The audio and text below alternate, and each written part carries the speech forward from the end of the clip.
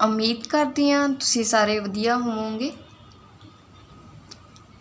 आपां class 10th का science का फर्स्ट चैप्टर स्टार्ट किया होया वा कैमीकल रिएक्शनस एंड इक्वेशनस।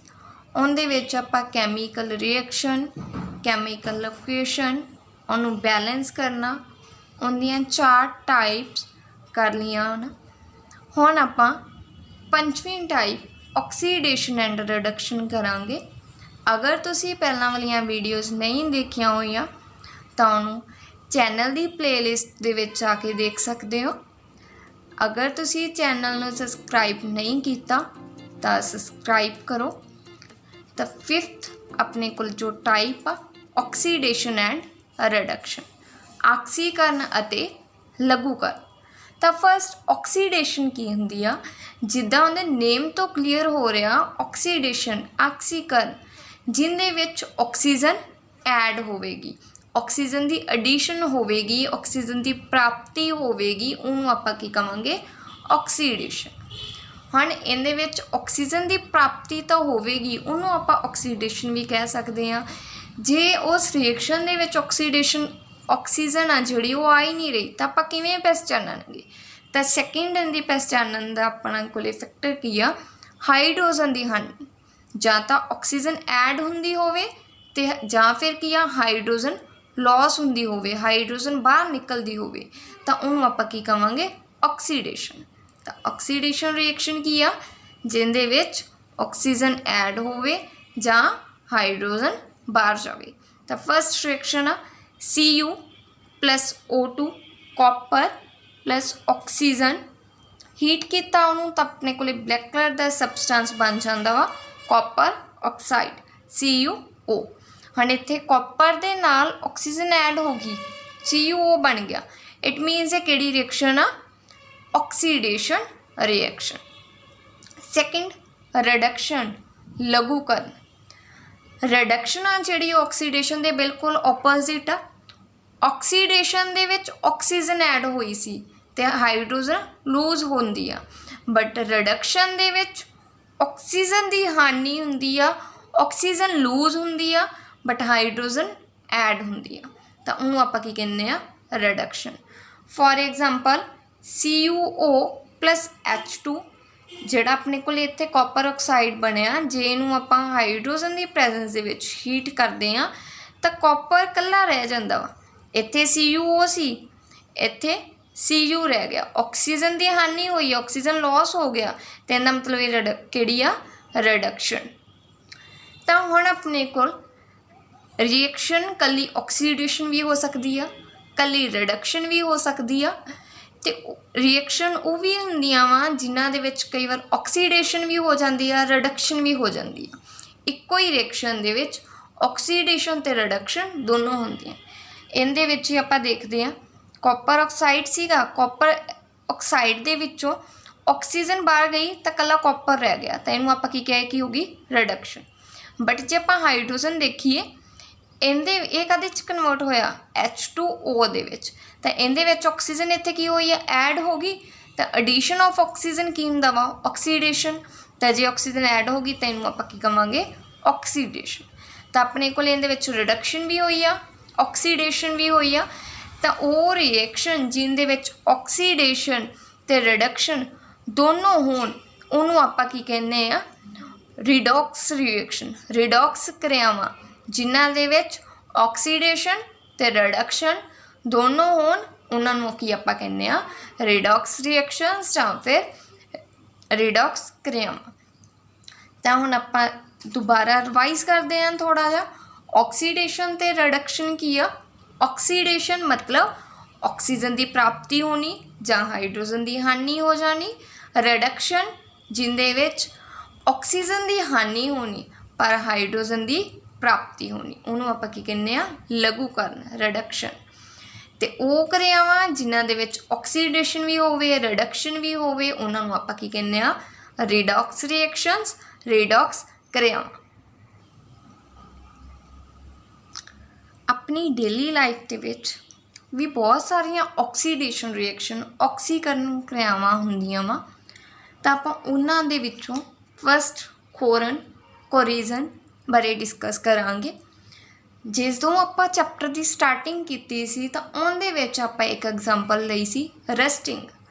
ਤਾਂ ਰਸਟਿੰਗ ਤੁਹਾਨੂੰ ਯਾਦ ਹੋਵੇਗਾ ਕੀ ਹੁੰਦੀ ਆ ਕਿ ਲੋਹੇ ਦੀ ਮੈਟਲ ਨੂੰ, ਜਦੋਂ ਆਪਾਂ ਲੋਹੇ ਦੀ ਕਿਸੇ ਵੀ ਚੀਜ਼ ਨੂੰ ਬਾਹਰ ਰੱਖਦੇ ਆ, ਇਨਵਾਇਰਮੈਂਟ ਦੇ ਵਿੱਚ ਰੱਖਦੇ ਆ, ਤਾਂ ਹਵਾ ਜਾਂ ਫਿਰ ਜਿਹੜੇ ਐਟਮਸਫੇਅਰ ਦੇ ਵਿੱਚ ਵਾਟਰ ਵੇਪਰ ਹੁੰਦੇ ਆ ਉਹਨਾਂ ਦੇ ਨਾਲ ਉਹ ਰਿਐਕਟ ਕਰਕੇ, ਕਿਰਿਆ ਕਰਕੇ ਜੰਗਾਲ ਲੱਗਣ ਲੱਗ ਜਾਂਦਾ ਵਾ ਉਹਨੂੰ, ਲੋਹੇ ਦੀ ਚੀਜ਼ ਨੂੰ, ਤਾਂ ਉਹਨੂੰ ਆਪਾਂ ਰਸਟਿੰਗ ਕਹਿੰਦੇ ਆ।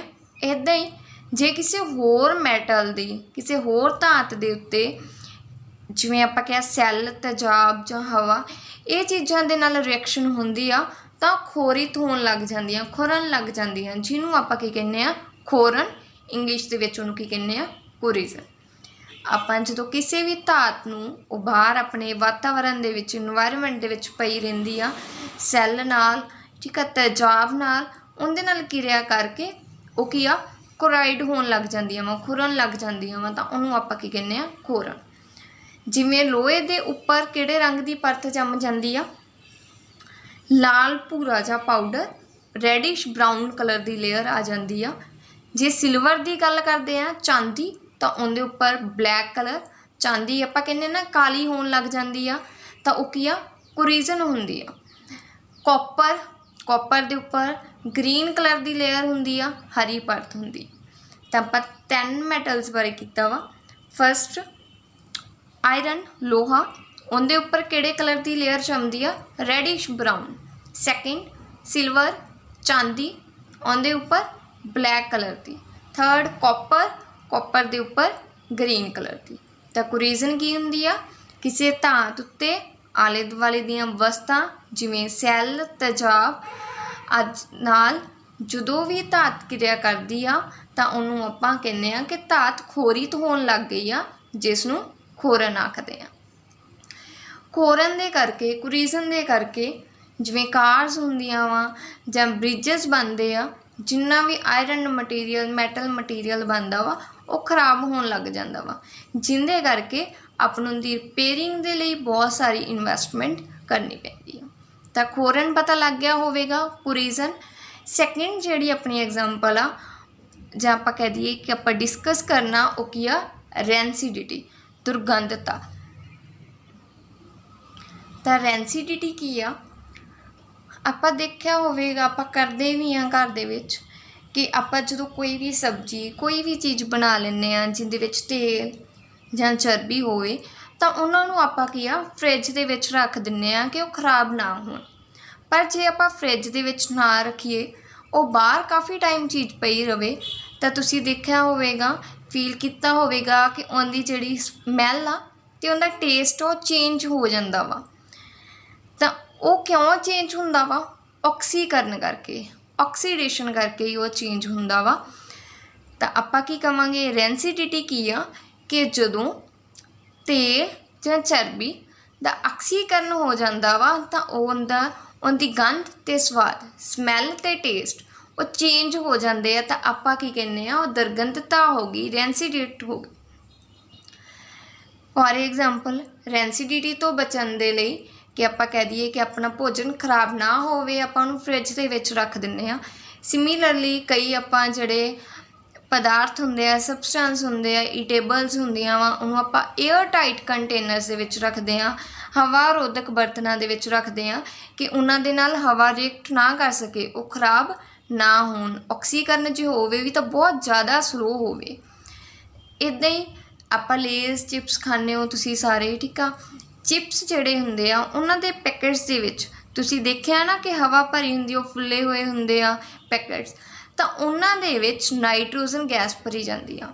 ਆਕਸੀਜਨ ਕਿਉਂ ਨਹੀਂ ਫੀਲ ਕਰਦੇ, ਕਿਉਂਕਿ ਆਕਸੀਜਨ ਦੇ ਨਾਲ ਕੀ ਹੋ ਜਾਂਦੀ ਆ, ਰੈਂਸੀਡਿਟੀ ਹੋ ਜਾਂਦੀ ਆ। ਤਾਂ ਉਹ ਰੈਂਸੀਡਿਟੀ ਨਾ ਹੋਣ, ਉਹ ਜਿਹੜੇ ਚਿਪਸ ਆ ਉਹ ਖਰਾਬ ਨਾ ਹੋਣ, ਉਹਦੇ ਕਰਕੇ ਉਹਨਾਂ ਦੇ ਵਿੱਚ ਕਿਹੜੀ ਗੈਸ ਭਰੀ ਜਾਂਦੀ ਆ, ਨਾਈਟ੍ਰੋਜਨ ਗੈਸ। ਤਾਂ ਜੇ ਕੁਐਸਚਨ ਆਉਂਦਾ ਵਾ ਕਿ ਚਿਪਸ ਦੇ ਪੈਕਟਸ ਦੇ ਵਿੱਚ ਕਿਹੜੀ ਗੈਸ ਭਰਦੇ ਆ, ਤਾਂ ਆਪਾਂ ਕੀ ਕਹਾਂਗੇ, ਕਿਹੜੀ ਗੈਸ ਭਰਦੇ ਆ, ਨਾਈਟ੍ਰੋਜਨ ਗੈਸ। ਭਰਦੇ ਕਿਉਂ ਆ, ਤਾਂ ਜੋ ਕਿ ਉਹਨਾਂ ਦਾ ਆਕਸੀਕਰਨ, ਉਹਨਾਂ ਦਾ ਆਕਸੀਕਰਨ, ਆਕਸੀਡੇਸ਼ਨ ਨਾ ਹੋ ਸਕੇ, ਉਹ ਰੈਂਸਿਡ ਨਾ ਹੋ ਸਕਣ, ਤਾਂ ਆਪਾਂ ਕੀ ਭਰਦੇ ਹਾਂ ਉਹਨਾਂ ਵਿੱਚ ਨਾਈਟ੍ਰੋਜਨ ਗੈਸ ਫਿਲ ਕੀਤੀ ਹੋਈ ਹੁੰਦੀ ਆ ਉਹਨਾਂ ਦੇ ਵਿੱਚ। ਤਾਂ ਆਪਾਂ ਅੱਜ ਕੀ ਡਿਸਕਸ ਕੀਤਾ ਆਕਸੀਡੇਸ਼ਨ ਐਂਡ ਰਿਡਕਸ਼ਨ। ਆਕਸੀਡੇਸ਼ਨ ਕੀ ਹੁੰਦੀ ਆ ਜਿਹਦੇ ਵਿੱਚ ਆਕਸੀਜਨ ਐਡ ਹੋਵੇ ਜਾਂ ਹਾਈਡਰੋਜਨ ਲੂਜ਼ ਹੋਵੇ। ਸੈਕੰਡ ਰਿਡਕਸ਼ਨ ਕੀ ਹੁੰਦੀ ਆ ਜਿਹਦੇ ਵਿੱਚ ਆਕਸੀਜਨ ਲੂਜ਼ ਹੋ ਜਾਵੇ। ਅਤੇ ਜੇ ਰਿਐਕਸ਼ਨ ਦੇ ਵਿੱਚ ਆਕਸੀਡੇਸ਼ਨ ਅਤੇ ਰਿਡਕਸ਼ਨ ਦੋਨੋਂ ਹੋਣ ਤਾਂ ਉਹ ਕੀ ਹੁੰਦੀ ਆ ਰਿਡੌਕਸ ਰਿਐਕਸ਼ਨ। ਉਸ ਤੋਂ ਬਾਅਦ ਆਪਾਂ ਕੋਰੀਜ਼ਨ ਅਤੇ ਰੈਂਸੀਡਿਟੀ ਕੀਤੀ ਆ। ਕੋਰੀਜ਼ਨ ਕੀ ਆ ਕਿ ਏਅਰ ਦੇ ਵਿੱਚ ਇਨਵਾਇਰਮੈਂਟ ਦੇ ਵਿੱਚ ਜਦੋਂ ਕੋਈ ਵੀ ਮੈਟਲ ਰਿਐਕਟ ਕਰਦੀ ਆ ਵਾਟਰ ਵੇਪਰ ਏਅਰ ਜਾਂ ਫਿਰ ਐਸਿਡਸ ਦੇ ਨਾਲ ਤਾਂ ਉਹ ਕੀ ਆ ਕੋਰਾਈਡ ਹੋਣਾ ਸ਼ੁਰੂ ਹੋ ਜਾਂਦੀ ਹੈ ਜਿਹਨੂੰ ਆਪਾਂ ਕੋਰੀਜ਼ਨ ਬੋਲਦੇ ਹਾਂ। ਸਿਲਵਰ ਦੇ ਉੱਪਰ ਬਲੈਕ ਕਲਰ ਦੀ ਲੇਅਰ ਹੁੰਦੀ ਆ, ਕਾਪਰ ਦੇ ਉੱਪਰ ਗਰੀਨ ਐਂਡ ਆਇਰਨ ਦੇ ਉੱਪਰ ਰੈਡਿਸ਼ ਬਰਾਊਨ। ਫਿਰ ਆਪਾਂ ਰੈਂਸੀਡਿਟੀ ਕੀਤੀ ਆ। ਰੈਂਸੀਡਿਟੀ ਆਪਾਂ ਕੀ ਕਿਹਾ ਕਿ ਜਦੋਂ ਆਇਲ ਵਾਲੇ ਸਬਸਟੈਂਸ ਤੇਲ ਵਾਲੀਆਂ ਚੀਜ਼ਾਂ ਜਿਨ੍ਹਾਂ ਦੇ ਵਿੱਚ ਚਰਬੀ ਹੋਵੇ ਤੇਲ ਹੋਵੇ ਉਹਨਾਂ ਨੂੰ ਆਪਾਂ ਬਾਹਰ ਰੱਖਦੇ ਹਾਂ ਬਹੁਤ ਟਾਈਮ ਦੇ ਲਈ ਤਾਂ ਉਹਨਾਂ ਦਾ ਟੇਸਟ ਅਤੇ ਸਮੈਲ ਬਦਲ ਜਾਂਦੇ ਆ ਜਿਹਦੇ ਕਰਕੇ ਆਪਾਂ ਕੀ ਕਹਿੰਦੇ ਹਾਂ ਉਹਦਾ ਆਕਸੀਕਰਨ ਹੋ ਗਿਆ ਉਹ ਰੈਂਸੀਡ ਹੋ ਗਿਆ।